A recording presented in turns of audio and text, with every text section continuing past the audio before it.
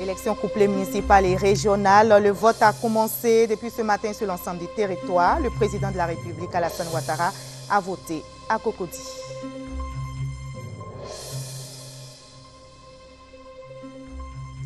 La 9e conférence des ministres africains en charge de l'élevage a pris fin hier. Les États participants se sont engagés à allouer 10% de leur budget à l'agriculture. Comment éviter la pneumonie? Une rencontre a eu lieu à Boaké. Les pneumologues penchent sur la question. Bonjour à tous. Merci de choisir le journal de RTI 1. Les Ivoiriens sont aux urnes depuis ce matin pour élire les maires et les conseillers régionaux.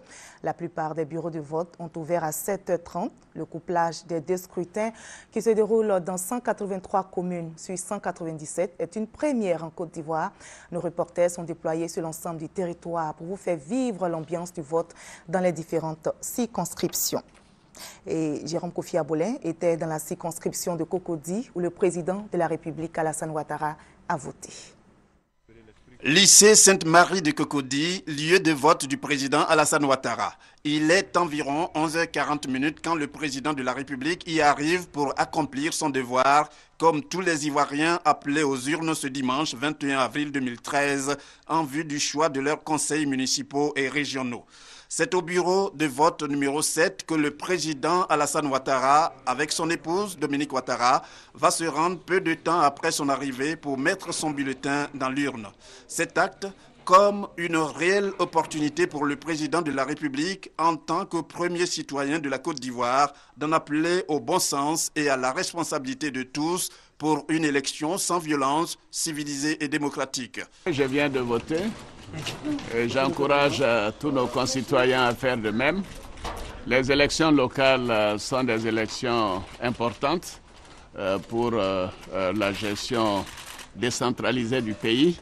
Ça fait 12 ans qu'on n'a pas eu d'élection au plan local, puisque les dernières se sont tenues en mars et en juillet 2001. Donc il était temps. Je me réjouis que nous ayons pu organiser ces élections maintenant, après de nombreux reports. Vous savez, la politique du gouvernement doit s'appuyer sur les souhaits des populations. Et ces souhaits se font à partir des localités, des villages, des communes, des régions. Et cela nous permettra d'abord de mieux saisir les priorités des populations dans chacune des régions, dans chacune des communes de Côte d'Ivoire. Donc c'est une élection particulièrement importante. Vous savez que la décentralisation a été voulue et donc elle doit être appliquée.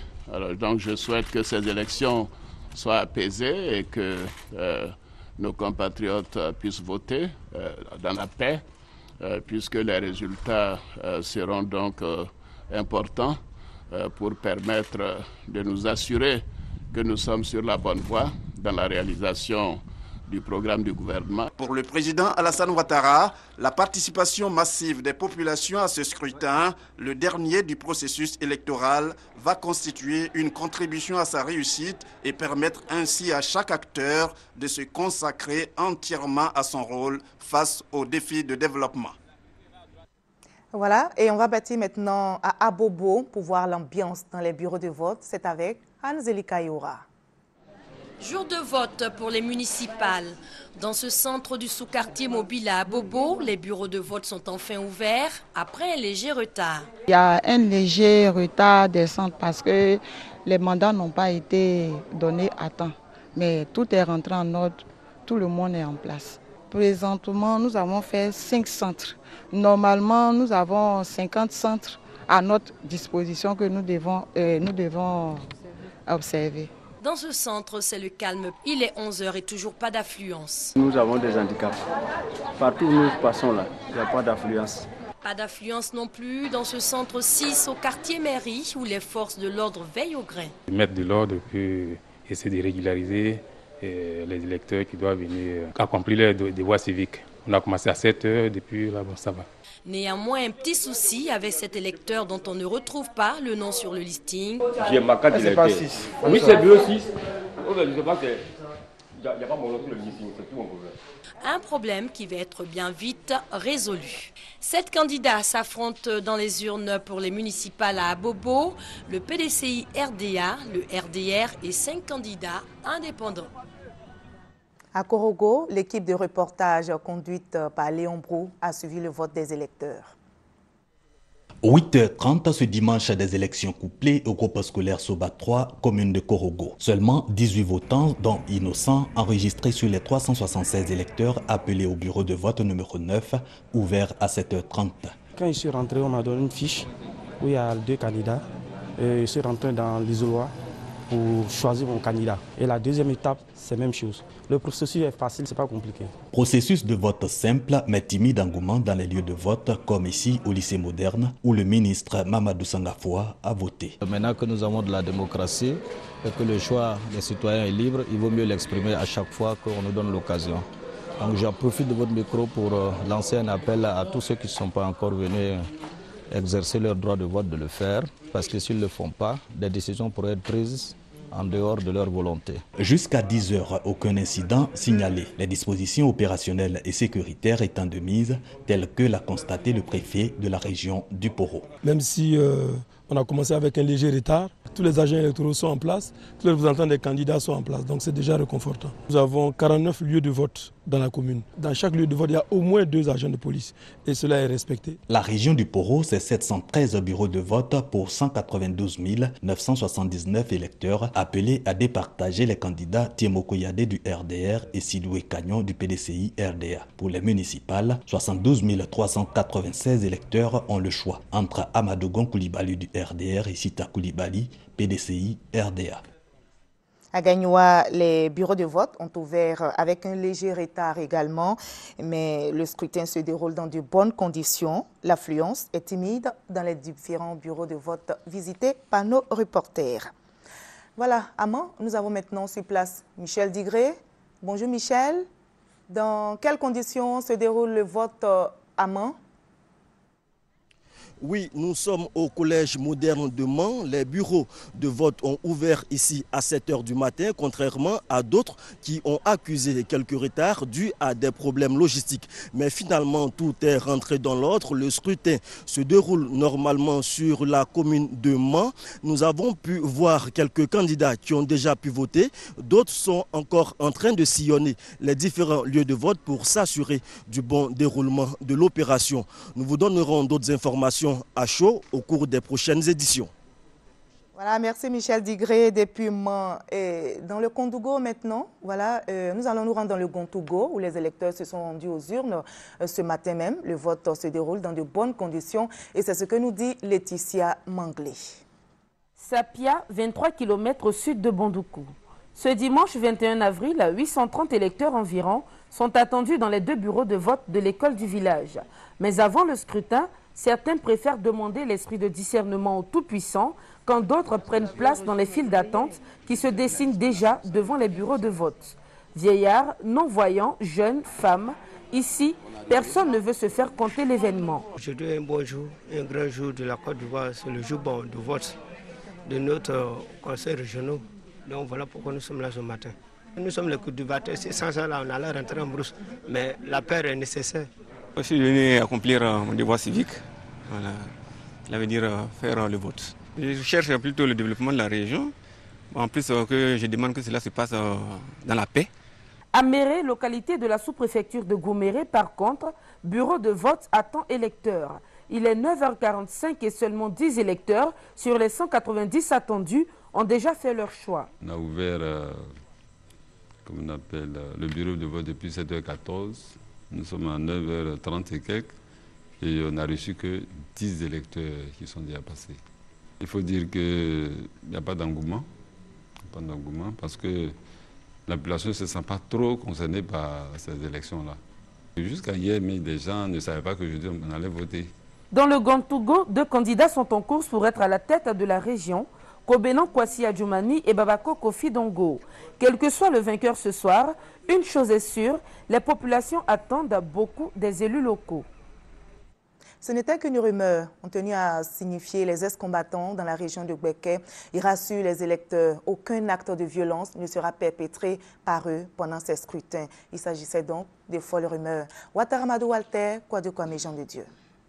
Il y a beaucoup de rumeurs qui circulent et qui font état de marche des ex-combattants frustrés et tout ce qu'il y a. Donc, c'est une occasion pour nous de savoir réellement qu'est-ce qui se passe. Dieu merci, ils nous ont fait savoir qu'ils voulaient faire une déclaration parce qu'il y a d'autres déclarations qui ont été faites et des contre-déclarations. Donc, ils veulent faire une mise au point. Tout ce qui a été dit ou exposé comme doléance, nous avons consigné dans un document et tout cela sera remis à qui de droit. J'appelle toute la population à aller voter, que les gens n'aient pas peur. Aujourd'hui, tous ceux-là aussi sont prêts à aller voter comme eux. Il n'y aura rien. Toutes les dispositions ont été prises. Nous sommes dans un cadre de concertation. Nous nous inscrivons dans cette ligne. Tous les ex-combattants de Bouaké, de rester sereins, de laisser les gens partir directement aux urnes, que personne ne trouble l'ordre. Nous, on prend notre engagement devant les autorités qu'on fait confiance. Voilà, déclaration recueillie par Ouattara Amadou Walter et Kwame Jean de Dieu. Et voilà des déclarations qui devraient rassurer les électeurs. On va donc sillonner quelques bureaux de vote sur place à Bouaké avec nos reporters Ami Sissoko et Kwame Jean de Dieu. À Bouaké, les élections couplées régionales et municipales se déroulent dans le calme, mais pour le moment sans grande affluence. La représentativité de tous les candidats est effective. L'ONUCI sillonne les bureaux de vote pour s'assurer du bon déroulement du scrutin. Dans certains bureaux de vote, un retard a été constaté au niveau du matériel. On n'a pas constaté encore d'anomalie, en tout cas tout va bien. Et tous les partis politiques sont représentés. Ce matin, nous avons commencé avec un petit retard. Tout se déroule bien. On prie Dieu que ça se passe comme ça jusqu'à la fin. Cependant, au bureau numéro 1 du camp militaire à Sokoura, un problème est survenu entre les représentants du candidat Nyamie Kona et ceux de Kwasi Yao Jules. Ça a été signé dans le QG qu'on peut voter sans les tampons. Et puis, je ne suis pas le seul car nous sommes beaucoup ici. Sans les tampons, nous ne pouvons pas rentrer avec les signatures. Alors que lui, en tant que un responsable du bureau, voilà, c'est lui seul qui a ses représentants et ses délégués dedans et tous les autres ne sont pas acceptés. D'autres représentants des différents candidats rentraient avec le mandat non cacheté. Ils avaient la signature du candidat sur le papier, mais il n'y a pas de tampon. Donc maintenant, nous avons saisi la CI locale qui ont appelé la source et qui nous ont confirmé que ce n'est pas normal que les représentants des candidats rentrent sans le cacher. J'ai été agent de la CEI. Ça n'a jamais été dit qu'un mandat non cacheté, signé, portant le nom du candidat, lorsque c'est signé, la signature n'est pas photocopiée, c'est une signature au bic qui est visible et lisible. Les mesures de sécurité entourent ce scrutin. Voilà, et c'était quelques échos de la situation sur place à Bouaké, dans la région de Gbeke. On va maintenant écouter le président de la commission électorale indépendante qui rassure sur les dispositions prises pour le bon déroulement de ces élections. Youssou Bakayeko a livré un message pour appeler à l'apaisement, message adressé à la fois aux candidats, aux électeurs et aux forces de sécurité. Nous l'écoutons.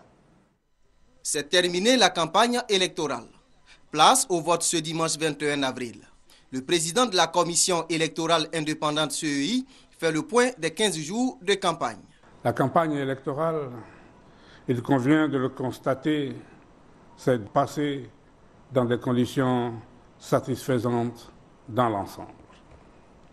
C'est dire que nos appels répétés à l'apaisement et à une campagne électorale civilisée ont été entendus. Je voudrais appeler les candidats à maintenir un climat apaisé durant ces dernières heures afin de rassurer les électeurs et leur permettre d'aller voter dimanche avec sérénité. Pour sa part, la Commission électorale indépendante assure les électeurs qu'elle a tout mis en œuvre avec le concours des forces de sécurité nationales et des forces impartiales pour y parvenir. Youssouf Bakayoko invite les candidats à faire preuve de responsabilité et de civisme le jour du scrutin. C'est dans le même esprit que la Commission électorale indépendante a mis à la disposition des candidats des spécimens de bulletins de vote à l'effet de leur permettre d'instruire les électeurs sur la manière de voter. Ce spécimen comporte quelques différences au demeurant non substantielles par rapport au bulletin définitif dans l'unique but de juguler la fraude et de renforcer davantage la sécurisation du vote. Je vous exhorte à encadrer vos militants, à les encourager à se rendre massivement aux urnes pour y accomplir leurs devoirs civiques dans l'ordre et la discipline. La Commission électorale indépendante recommande à chacun, candidat, organe de presse, de s'abstenir de donner des résultats par quelque moyen que ce soit avant elle. Le président de la CEI appelle les Ivoiriens à se mobiliser pour la réussite de ces élections régionales et municipales. Car, ajoute-t-il, ces élections permettront d'achever le processus de normalisation institutionnelle, de consolider la reprise économique et la réconciliation nationale. Et le ministre chargé de la Défense, Paul Kofi, se prononce aussi sur le dispositif sécuritaire pris pour le bon déroulement de ces élections. Et c'est toujours avec Francis Boifo. Toutes les frontières ivoiriennes, les villes et villages sont sous haute surveillance. Les bureaux de vote le seront ce dimanche matin, rassure le ministre auprès du président de la République chargé de la Défense, Paul Kofi. Il s'agit de déployer environ 30 000 hommes. Ils seront positionnés au niveau des lieux et des bureaux de vote, mais aussi au niveau des postes d'observation que nous mettons en place sur l'ensemble du territoire. Et ces 30 000 hommes seront accompagnés par les effectifs de l'ONU ici présents. Et la police sera positionnée au niveau des lieux et des bureaux de vote immédiatement, renforcée par un deuxième cercle, qui est le cercle de la gendarmerie, et un troisième cercle par l'armée. Si nécessaire, on fera appel donc à l'armée. Vous avez l'ONU ici qui va transporter 5 000 de nos hommes pour les mettre sur l'ensemble du territoire et va aussi se positionner avec ses hélicos. Et l'ICORN se met aussi en appoint si nécessaire. Tirant les leçons des dernières élections à l'ouest du pays, le ministre Paul Kofi indique qu'un dispositif sécuritaire spécial a été mis en place. Le bataillon de l'ouest a été renforcé, donc nous avons envoyé des hommes, mais nous avons aussi envoyé de la mobilité et tous les moyens nécessaires d'intervention pour que l'ouest soit sécurisé. Nous sommes allés au-delà, puisque le 5 avril, nous étions à Monrovia, travailler avec nos partenaires libériens, avec lesquels nous avons mis en place un plan de sécurisation, de renforcement des dispositifs, qui va être concrétisé par des patrouilles mixtes. Paul Kofi invite les populations, les forces de l'ordre et les candidats à un comportement citoyen. Donc nous demandons aux candidats d'être fair-play, aux populations qui vont aller voter. Donc nous vous demandons d'être non seulement fair-play, mais d'avoir le sens de la mesure, d'être calme dans les lieux et les bureaux de vote. Attendez votre tour pour voter. Le matin, ne posez pas de barricades. Quand vous n'êtes pas content, ne déchirez pas les fiches. N'emportez pas les urnes. N'agressez pas les forces de l'ordre. Nos hommes ne doivent pas se mêler de la politique. Cela veut dire qu'ils ne doivent pas exprimer leurs intentions politiques en se mettant de façon visible derrière les candidats ou dans les lieux ou des bureaux de vote, faire usage de leurs armes, ou alors intimider des électeurs pour les empêcher d'aller voter. Objectif, parvenir à des élections libres, transparentes et apaisées. Et nous allons maintenant nous rendre à Grand Bérébi pour voir comment se déroule le vote.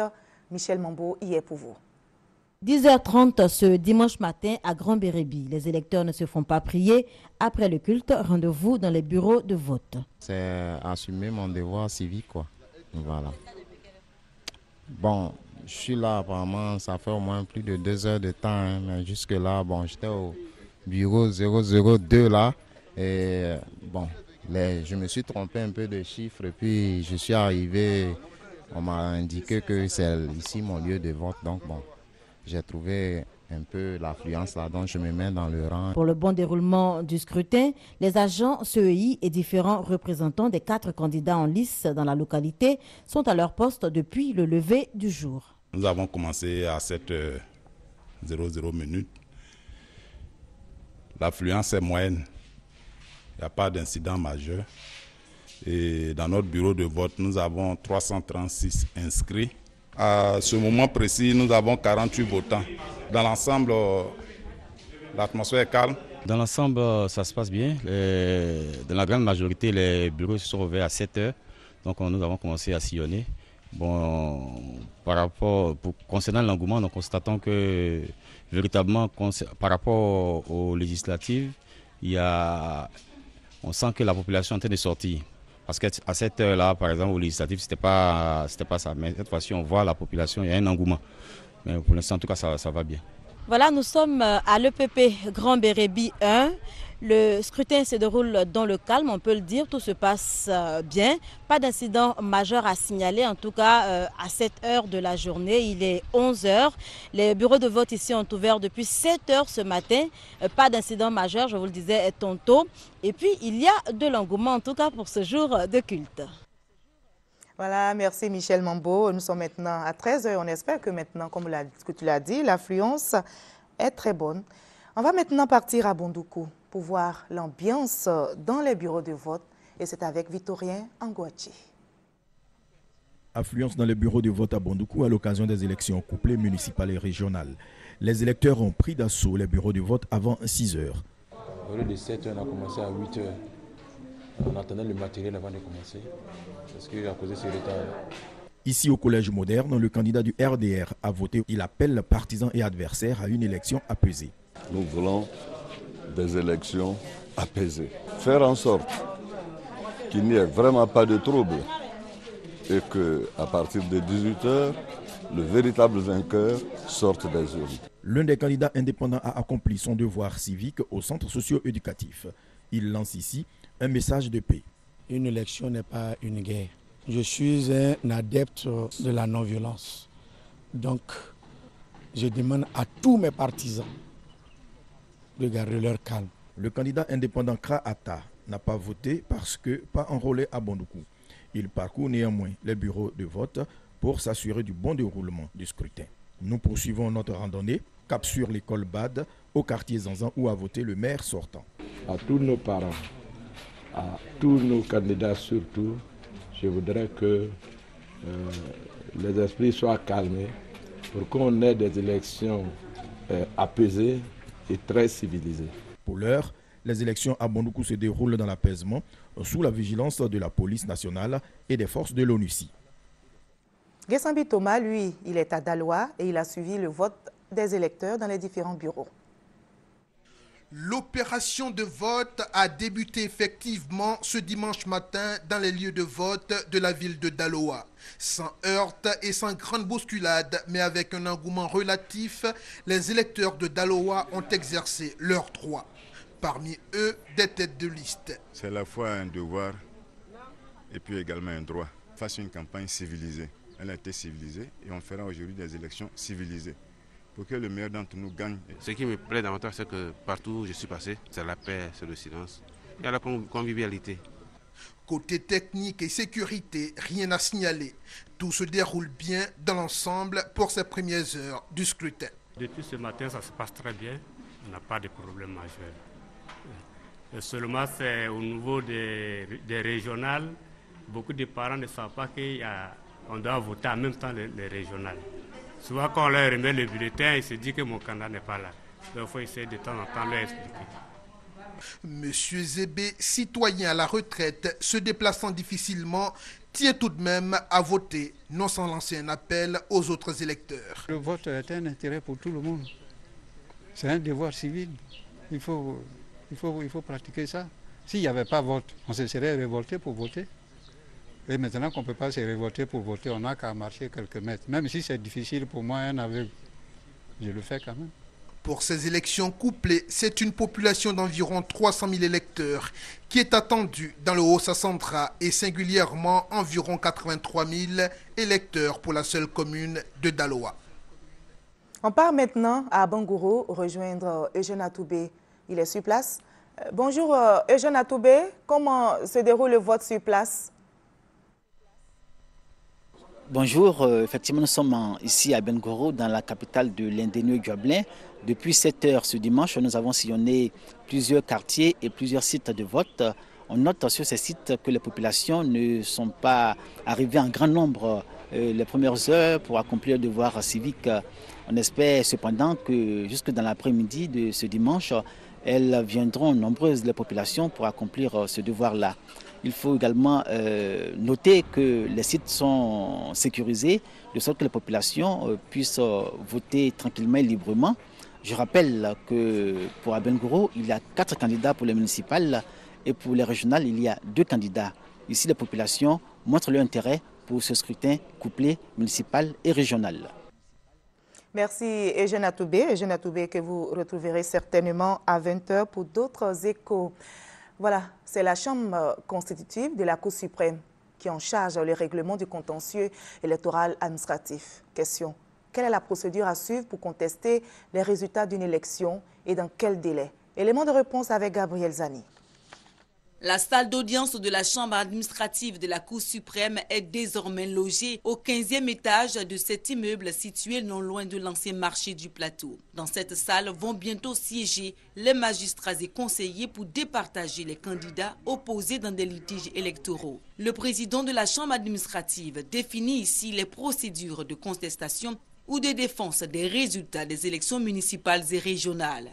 Les personnes qui contestent les résultats ont un délai de 5 jours pour porter leur réclamation devant la CEI.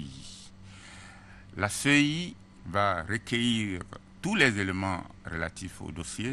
La CEI va informer les personnes dont l'élection est contestée pour que ces personnes puissent présenter des observations et dans un délai de 15 jours. Au terme de ce délai de 15 jours, la CEI transfère l'entièreté du dossier à la Chambre administrative.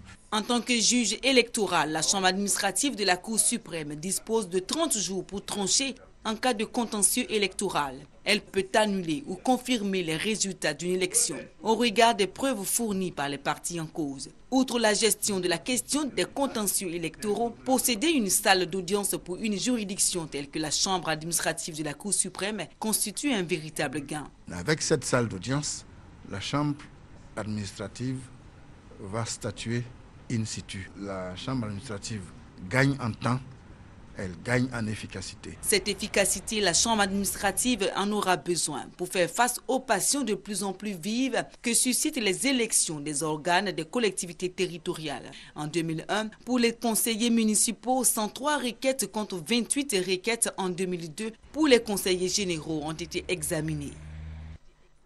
Voilà, le vote se déroule également à Fekese-Dougou et nous avons sur place Victorine Yaoyoboué. Bonjour Victorine, quelle est l'affluence dans les bureaux de vote à Feke?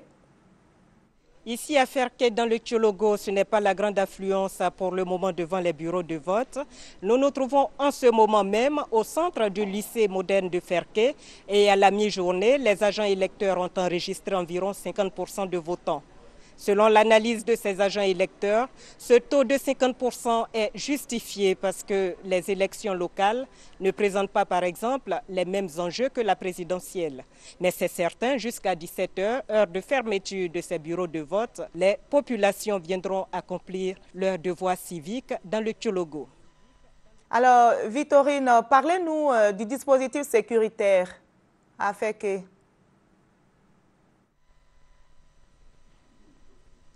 Oui, Marie-Laure, nous avons échangé tout à l'heure avec le préfet de région Diakité Swalio et il nous a fait savoir qu'aucun incident n'a été pour le moment signalé. Nous avons nous-mêmes constaté la présence des forces de l'ordre dans les différents centres. C'était aussi le cas à Kong où nous étions ce matin. Dans l'ensemble, tout se passe bien dans le Tchologo.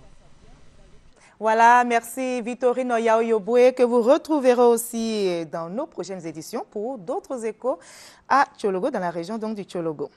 Voilà, le Premier ministre ivoirien Daniel Kablan-Duncan est depuis hier aux États-Unis où il participe aux réunions de printemps de la Banque mondiale et du Fonds monétaire international. Nous reviendrons sur les activités du Premier ministre dans nos prochaines éditions.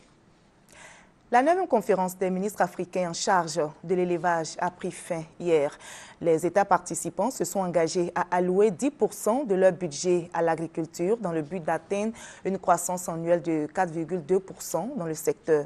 Les ministres ont mis en exergue les défis auxquels le secteur élevage doit faire face sur le continent. Emmanuel Niamien. Bien que la Côte d'Ivoire ne soit pas menacée par une maladie animale transfrontalière, les services vétérinaires du pays font de la prévention. C'est tout le sens de cet atelier de renforcement des capacités sur la préparation et la réponse aux urgences en santé animale. Il y a un nouveau virus qui est en train de circuler en Asie. Pour l'instant, nos pays n'ont pas encore connu cela. Il faut dire qu'en 2006, nous avons connu la grippe aviaire ici. Grâce à la FAO, nous avons mis en place toute la stratégie pour endiguer cette maladie-là. Donc aujourd'hui, nos élevages sont bien portants en cette matière-là, mais il faut que nous restions vigilants. Initiatrice de cette formation, l'Organisation des Nations Unies pour l'alimentation et l'agriculture, FAO, explique ce soutien par la fragilité des services vétérinaires en Afrique à faire face aux maladies animales transfrontalières. Des maladies qui, selon le représentant résident de la FAO, ont des conséquences néfastes sur la santé humaine et les économies des États. Il est toujours important de continuer à renforcer les capacités au niveau du pays et au niveau des pays de la sous-région. Donc c'est dans ce cadre que cet atelier prend place pour encore améliorer la préparation, vu que ce sont des situations qui évoluent continuellement. L'élevage dans la sous-région occasionne des mouvements d'animaux aux différentes frontières, ce qui favorise parfois la propagation de certaines maladies animales. Cette formation arrive donc à point nommé selon les initiateurs, quand on sait que la sous-région a connu de nombreux foyers de maladies animales comme la grippe aviaire et la peste porcine. Voilà, avec Hamza Diaby, nous allons voir maintenant cet engagement des acteurs du secteur minier qui ont décidé d'assainir leur secteur. La mesure de suspension de la délivrance ou le renouvellement des agréments d'achat et de vente des ressources et la présence de clandestins qui pullulent sur le terrain. Ce sont entre autres les difficultés auxquelles fait face le secteur minier ivoirien.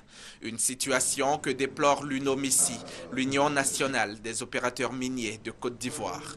La Côte d'Ivoire est au travail, mais sans service du secteur minier. Cela fait maintenant 2 ans que nos agréments ne sont pas signés. Nos entreprises n'existent que de nom. Nous avons des charges qui commencent à beaucoup peser, car nous continuons de payer nos taxes. Combien de temps encore devons-nous attendre pour travailler, pour ainsi contribuer au développement du pays, comme le souhaite le chef de l'État? L'expropriation des terrains des paysans ou l'achat de la matière première à des prix dérisoires sont entre autres des pratiques que l'UNOMICI s'emploie désormais à faire disparaître. L'Union compte une 40aine de membres et a pour objectif d'aider, organiser et former les opérateurs miniers dans leurs activités. Cette question à présent, comment éviter la pneumonie? Les pneumologues en réunion à Boaké penchent sur la question. Les infections respiratoires basses sont des infections qui touchent l'appareil respiratoire de la tranchée jusqu'au diaphragme.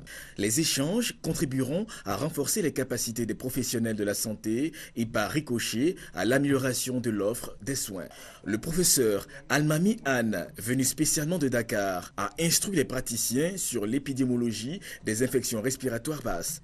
Il a passé en revue les paramètres cliniques, biologiques, radiologiques et les prises en charge de ces infections à travers des études faites dans le monde. Il a insisté sur les nouvelles découvertes des médicaments, des germes et des techniques appliquées pour le diagnostic et la guérison. Tous ceux qui sont intéressés par les infections respiratoires trouvent leur place dans ces groupes-là pour pouvoir faire un consensus national qui sera diffusé dans toute la Côte d'Ivoire et sur lequel les Ivoiriens vont pouvoir se reposer pour traiter les patients. C'est une séance de formation, de renforcement des capacités pour les pneumologues, mais d'information médicale également pour les non-pneumologues. Les infections respiratoires basses regroupent les infections respiratoires non tuberculoses, majoritairement bactériennes, et les infections tuberculoses. Les infections bactériennes sont la 2e cause d'hospitalisation et la principale cause de mortalité qui varie de 20 à 30% dans les services de pneumologie en Côte d'Ivoire. La tuberculose, quant à elle, demeure de tout temps une préoccupation en Afrique subsaharienne et particulièrement en Côte d'Ivoire, avec plus de 24 000 nouveaux cas chaque année. Pour les participants, les différentes communications faites ont été enrichissantes. C'est nécessaire pour moi de venir échanger avec mes autres confrères, mes autres collègues pneumologues, pour avoir aussi l'actualité sur les infections respiratoires basses. Il y a la remise à niveau et puis on s'informe sur les meilleures conduites à tenir. Il faut améliorer donc l'offre de soins pour que le patient ne meure pas. Que l'information médicale soit portée le plus loin possible pour le bonheur des populations. Et c'était le reportage de Ouattara Amadou Walter commenté par Diarasuba Larsen. Je vous livre maintenant ce communiqué. Il émane de l'ambassade de Côte d'Ivoire au Royaume de Belgique. L'ambassade de Côte d'Ivoire au Royaume de Belgique porte à la connaissance de tous les demandeurs de visa de l'espace Schengen que la Commission européenne a pris de nouvelles dispositions depuis le 14 mars 2013 qui instaure désormais des visas Schengen biométriques avec une centralisation des données des demandeurs sur une période de 5 ans. Les conditions de délivrance des visas restent cependant inchangées. Ne sont pas concernées pour la prise de données biométriques les catégories suivantes de demandeurs de visa. Les enfants de moins de 12 ans, les chefs d'État et de gouvernement, les membres du gouvernement et leurs conjoints en mission officielle, les personnes qui n'ont pas d'empreinte pour des raisons médicales. Voilà, on revient maintenant encore sur le vote des élections couplées municipales et régionales. C'est ce qui fait justement l'actualité en Côte d'Ivoire. Et nous allons retrouver Alvor Assa. Il est à Toumoudi et pour voir donc l'affluence dans les bureaux de vote. Bonjour Alvor, si tu m'entends. Alors cette question, quelle est l'affluence dans les bureaux de vote que vous avez visités à Toumoudi?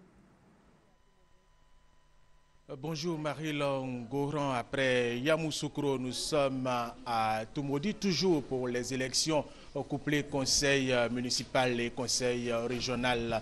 À Toumoudi, contrairement à Yamoussoukro, les électeurs votent et pour la mairie et pour le conseil régional. Les candidats pour la mairie sont Tamini Louise pour le RDR, Barom Aristide, candidat indépendant, et Chine Simone pour le PDCI RDA. Et pour le conseil régional, nous avons Arthur Aloko Kwasi, candidat indépendant, et Jano Aossou Kwadjo du RHDP. Côté mobilisation, jusqu'au moment où nous vous parlons, ce n'est toujours pas la grande affluence, mais les candidats et responsables de la CEI de Toumoudi pensent que l'on peut atteindre les 80% jusqu'à la fermeture des bureaux prévus à 17h. Et on vous retrouvera à 20h pour avoir l'écho. Alors, Alvor Assa, est-ce que les candidats sont-ils représentés dans les différents bureaux de vote? Alors Marie-Laure Ngoran, dans la région du Bélier, rien n'est négligé. Les bureaux de vote sont ouverts depuis 7 h du matin, même si les électeurs traînent un peu les pas. Les candidats et leurs états-majors, eux, sont au rendez-vous. Dans chaque bureau de vote, tous les candidats sont représentés, qu'ils soient indépendants ou qu'ils appartiennent à un parti politique. Marie-Laure, nous voulons terminer à moins que vous ayez une autre préoccupation. Alors, je voulais tout simplement ajouter que tous les candidats sont hyper confiants et nous voulons rassurer les téléspectateurs de la région du Bélier, les téléspectateurs de la RTI, que la RTI sera au rendez-vous lors de la nuit électorale à partir du district de Yamoussoukro.